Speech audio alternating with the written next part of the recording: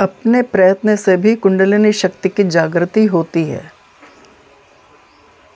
जब आदि के प्रयत्न के साथ साथ ईश्वर के प्रति पूर्ण समर्पण का भाव रखकर किया जाए तो कालांतर में चित्त शुद्ध निर्मल होने पर ईश्वर अनुग्रह से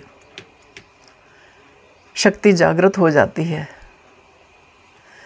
परंतु इसमें बहुत लंबा समय लग सकता है।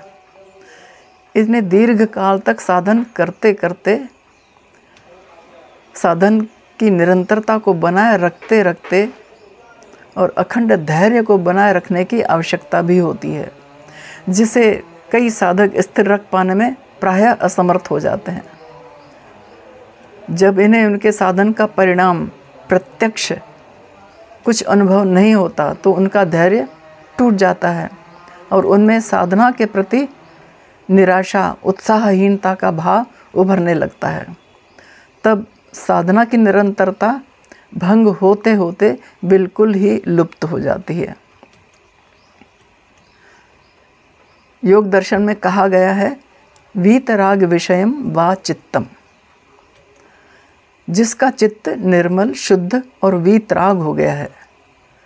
जिस चित्त में से काम क्रोध लोभ मोह इत्यादि की वासनाएं और अविद्या आदि जो 5 क्लेश होते हैं ना, उनके आवरण क्षीण हो गए हैं, उसके चित्त का अवलंबन लिया जा सकता है शक्ति की जागृति के लिए। अब उनका अवलंबन कैसे लिया जाए?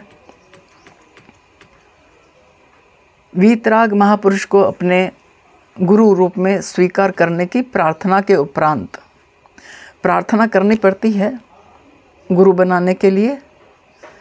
तो उनसे प्रार्थना करने के उपरांत यदि ऐसे महापुरुष प्रसन्न होकर कृपा करते हैं तो साधक को गुरु प्राप्त हो जाता है और दीक्षा के समय शिष्य गुरु के समक्ष बैठता है।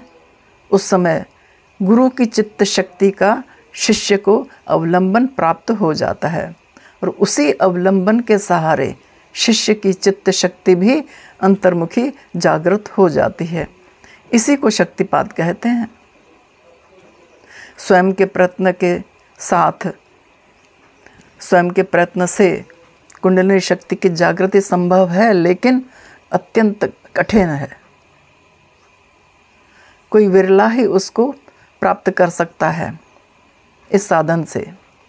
जबकि गुरु बनाया जाए, एक समर्थ और सशक्त गुरु बनाया जाए तो उनके चित्त का अवलंबन लेने से साधक को सहजता से अपने लक्ष्य की प्राप्ति हो जाती है।